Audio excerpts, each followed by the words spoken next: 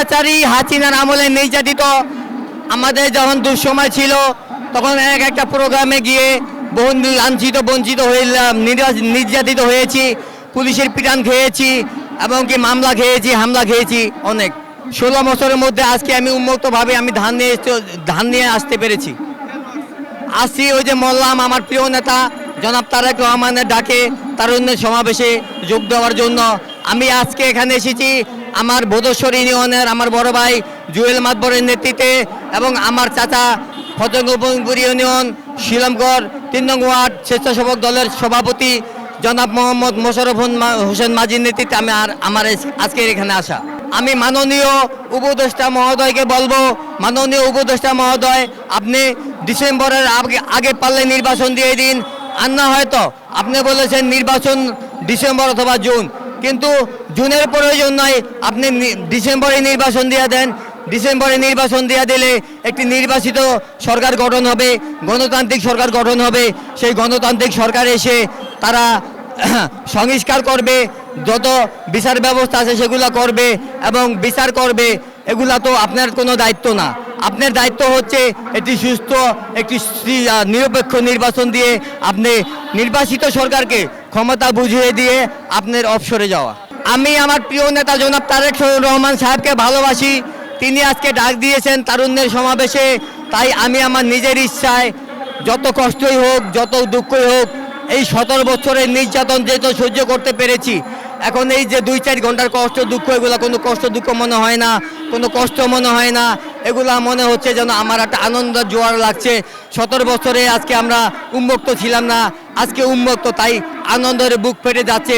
আমার প্রিয় নেতা জনাব তারেক রহমান সাহেব যেদিন বীরের বেশে বাংলাদেশে পাও রাখবেন, সেদিনকে আমাদের আনন্দে বুক ফেটে যাবে, আনন্দের জোয়ার আসবে। সারা বাংলায় শুধু আনন্দ আর আনন্দ, আনন্দ আর আনন্দ, আনন্দ আর আনন্দ। 28 অক্টোবর পুলিশ পিডিএম আছে, ছাত্রলীগ যুবলীগ, তারা পুলিশ পিডিএম আইরা জামাত বিএনপির নাম দিছে। সেই পুলিশ পিটানো মামলায় আমি নিজে ভুক্তভোগী। দেখুন এই ধানগুলো আমাকে একজন গিফট করেছে। আমি বলেছিলাম আমাকে কিছু ধান দাও, আমি কিনে দেব। ও বলেছে আপনি বিএনপির সমাবেশে যাবেন, এখানে আমাকে টাকার কথা কেন বললেন? আমিও তো বিএনপি করি, আমার ক্ষেতের ধান, আমি যদি আজকে বিএনপিকে ভালোবেসে আমার ক্ষেতের ধান আমি বিক্রি করি আপনার কাছে, তা কি করে হয়? কোনো দিনই হয় না। ধান যতদূর লাগে আমি ততটুকু নেন, যদি ক্ষেতের ধান সব লাগে আপনি সব নেন।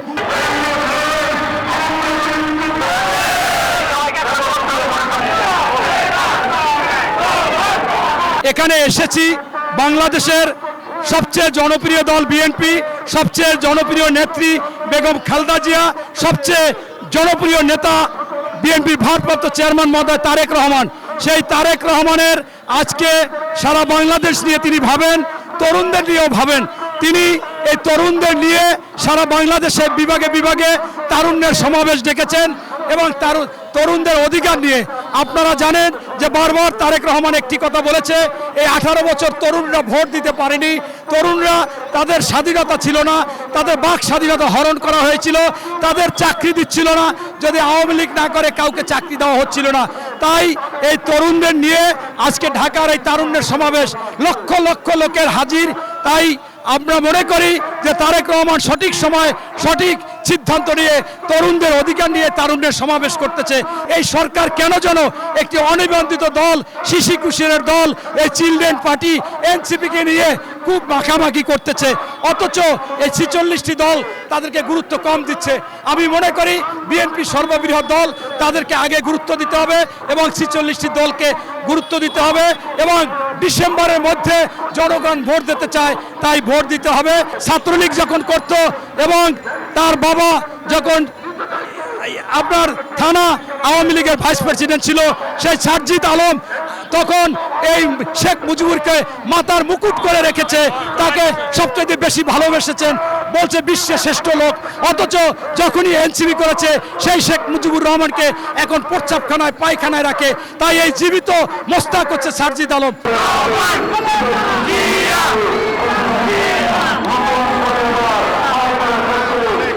আজকের এই তারুণ্যের সমাবেশের মূল উদ্দেশ্য হচ্ছে তারুণ্যের একটি বিশাল অংশ বাংলাদেশ জাতীয়তাবাদী দলের ছাত্রদল, যুবদল, স্বেচ্ছাসেবক দলে তারা সক্রিয়।